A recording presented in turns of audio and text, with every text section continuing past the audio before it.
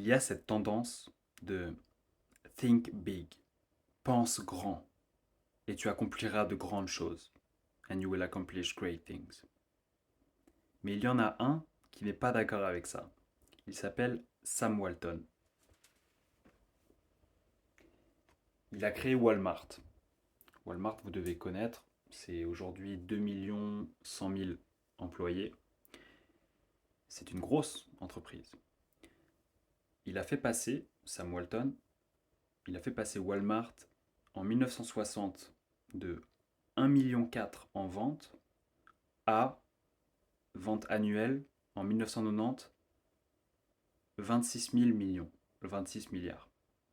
Il a fait passer pendant cette même période son nombre de magasins de 9 à 1529 en 30 ans.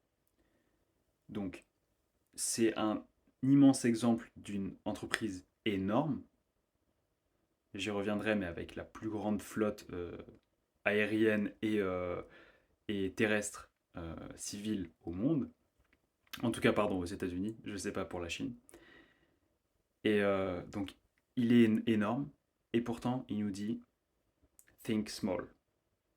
Et pourquoi même, c'est le pilier de sa philosophie qui a permis à son entreprise de prendre les devants face à tous ses compétiteurs, et notamment Kmart, qui était bien plus gros que Walmart. Bien, bien, bien plus gros. C'était ahurissant les chiffres, à quel point Walmart était tout petit comparé à Kmart.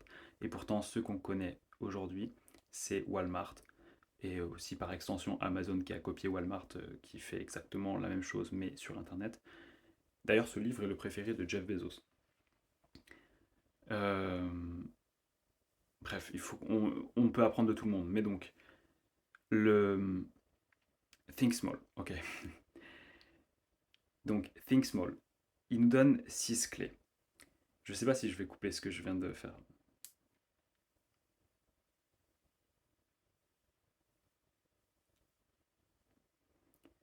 Ok, donc je reprends sur les 6 clés que Sam Walton nous donne pour penser petit et en quoi cela nous permet d'atteindre nos objectifs.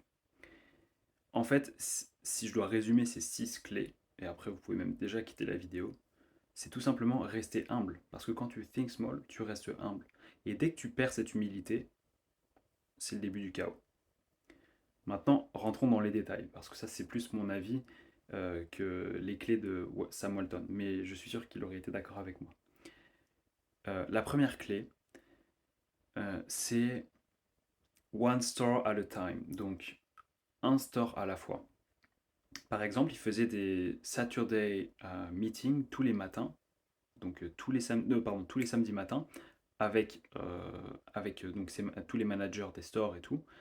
Et ce qui est intéressant, c'est que certes, il y avait une vision globale pendant ce meeting où il parlait de l'entreprise en général, mais très souvent, des managers d'un store localisé dans une région X, ils entendaient toute la situation du store, du magasin qui était situé dans la région Y.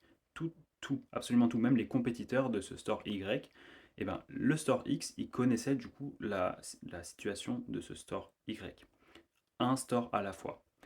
Quand ils ouvraient leur magasin aussi, donc quand ils créaient des magasins Walmart, euh, c'était un store à la fois. C'était pas, ils mettaient pas vraiment ils sautaient pas les deux pieds dans le plat quoi. Ils ouvraient pas 15 stores à la fois. Ok, donc one store at a time, donc une chose à la fois, une unité de valeur à la fois. Pardon, il y avait du bruit. La deuxième, c'est communicate, communicate, communicate. Donc communiquer tout le temps. Pourquoi? Et communiquer avec qui? Les deux choses à retenir, c'est communiquer avec les personnes avec qui on travaille, donc avec soit nos employés, soit nos collègues, soit voilà, peu importe qui vous êtes, dans quoi vous travaillez, mais c'est communiquer avec les personnes avec qui on travaille. C'est une façon de penser petit et aussi ça nous permet d'accomplir nos objectifs, mais aussi et surtout communiquer avec les personnes à qui on apporte de la valeur. Donc typiquement vos clients, mais ça peut être tout, ça peut être même vos patients qui sont une forme de client, votre audience si vous créez du contenu sur Internet. Donc communiquer. C'est ce qui vous permet en fait de garder le contact. Et c'est clé. Ça, il le dit souvent que le fait de garder le contact avec ses clients, Sam Walton, c'est ce qui lui a permis de se démarquer de la concurrence. Donc, deuxième clé, communicate. Troisième clé, c'est keep your ear on the ground. Donc, garde l'oreille par terre pour en fait écouter ce qui se passe. Écouter. Comme les Indiens, quand ils mettaient leur oreille sur les voies ferrées, sur les rails, pour qu'ils entendent les cargaisons et puis qu'ils puissent ensuite faire une embuscade sur le train, les Indiens d'Amérique. Et bien c'est pareil, en fait, eux, ça leur permettait de prédire l'avenir. Et bien Sam Walton, c'est pareil. Quand tu keep your ear on the ground, quand tu gardes ton oreille sur la terre, quand tu restes humble, en fait, ça te permet d'entendre vraiment des insights, donc des clés que même entre guillemets, d'autres personnes pourraient penser, pourraient appeler des petites personnes, pourraient vous dire. Donc ces clés, ces gens-là peuvent vous les dire. Par exemple, Sam Walton, ce qu'il faisait très régulièrement, et c'était très ingénieux de sa part, il passait à 4 heures du matin, euh, il allait voir ces truck drivers. Donc en gros, c'est les conducteurs de sa flotte privée de trucks, donc de camions. Ils étaient 15 000 camions, enfin ils sont plus de 15 000 camions. Et bien à 4 heures du matin, il leur apportait café et donuts, et il parlait pendant 2 heures avec eux. En fait, il l'écoutait. Il leur posait plein de questions, mais il l'écoutait surtout. Et là où je pense que c'est ingénieux, c'est parce qu'en fait, personne d'autre, surtout à l'époque où il n'y avait pas Internet et tout, personne d'autre que ces conducteurs de camions pouvait être euh, au courant de ce qui se passait mieux que lui, pardon, personne d'autre que eux pouvait être au courant de ce qui se passait dans les stores, parce qu'ils avaient une vision vraiment de chaque store, parce qu'ils en voyaient plein, plein, plein, plein, plein, plein. Et du coup, Sam Walton, il accumulait cette vision de chaque petite chose, chaque truck driver qui lui communiquait, qui lui communiquait ces informations qui sont ultra précieuses, lui, pour sa vision de l'entreprise et pour le développement de son entreprise. Donc, keep your ear on the ground. Et ensuite, la quatrième clé, c'est keep ideas bubbling up. Donc, en fait, une fois que tu as mis ton oreille sur les rails du train et que tu entends le train venir ou que tu entends des informations, derrière aussi, il s'agit de laisser la place aux idées, laisser la place aux gens de te donner leurs idées, toujours. Et donc notamment en intra-entreprise, à l'intérieur de son entreprise. Donc il a toujours laissé la place aux idées de tout le monde.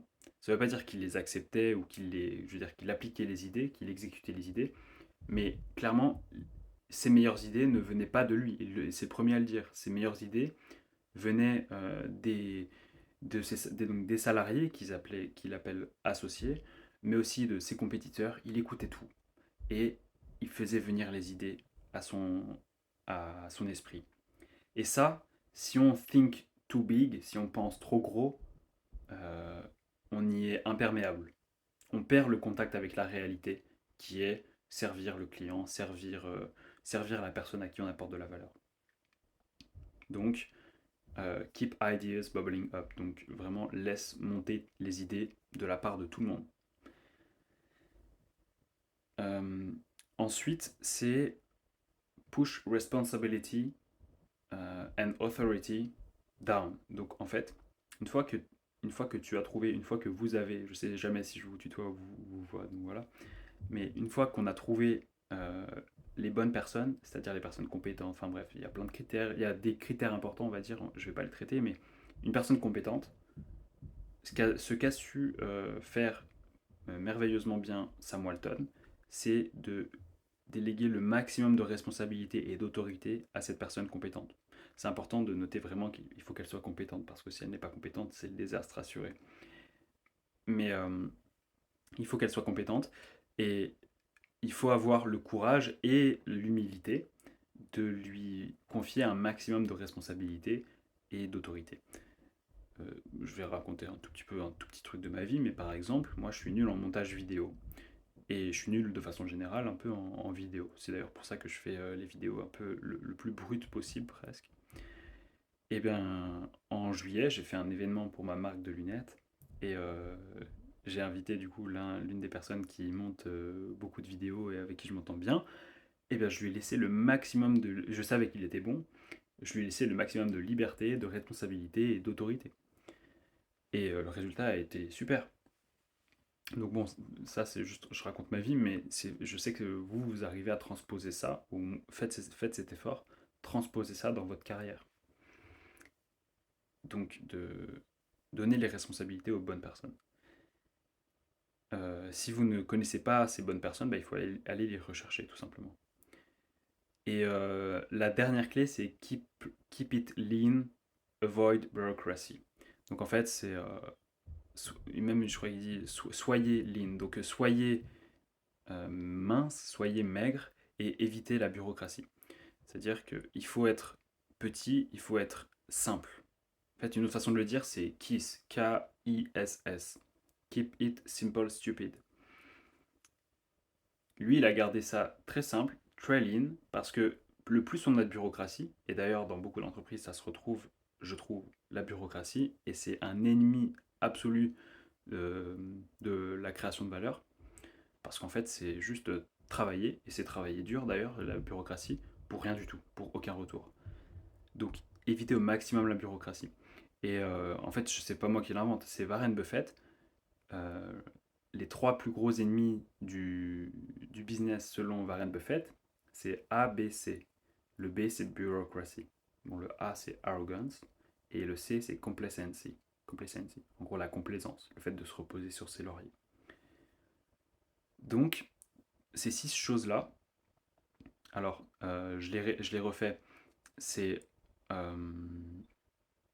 one star at a time, communicate, keep your ear on the ground, keep ideas bubbling up, push responsibility and authority down, et keep it lean, quoi, soit simple, keep it simple, stupid. Ça, ces 6 clés, c'est vraiment des choses qui nous permettent de rester dans une pensée petite et de prendre les choses une à la fois. Tout comme par exemple Roger Federer, l'un des plus grands champions, si ce n'est le plus grand champion de tous les temps, presque tous sports confondus, mais disons que pour le tennis. Ça m'a toujours fasciné. À chaque fois qu'un journaliste lui pose la question au tout début d'un tournoi, vraiment d'un grand chelem, ah, en finale, vous allez rencontrer Rafael Nadal.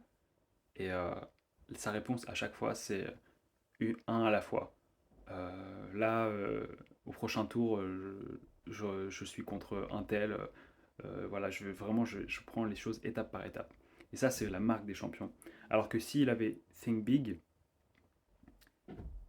je fais une vidéo.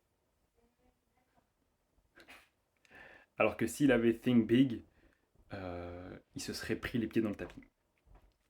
Voilà. Dites-moi en commentaire comment est-ce que vous pourriez appliquer ce que vous avez appris, non pas de moi je fais que vous transmettre les connaissances, mais ce que vous avez appris de Sam Walton dans cette pensée petite, en quoi ça peut vous servir que vous soyez entrepreneur, entrepreneuse, chanteur, chanteuse, créatrice de contenu, euh, que vous soyez salarié, que vous soyez musicien, que vous soyez peintre, peu importe, en quoi est-ce que ça peut s'appliquer à votre carrière, voire même à votre santé ou à vos relations. Ça m'intéresserait énormément. Et aussi, n'hésitez pas à me dire ce que vous avez pensé de cette vidéo. Et puis merci pour votre attention.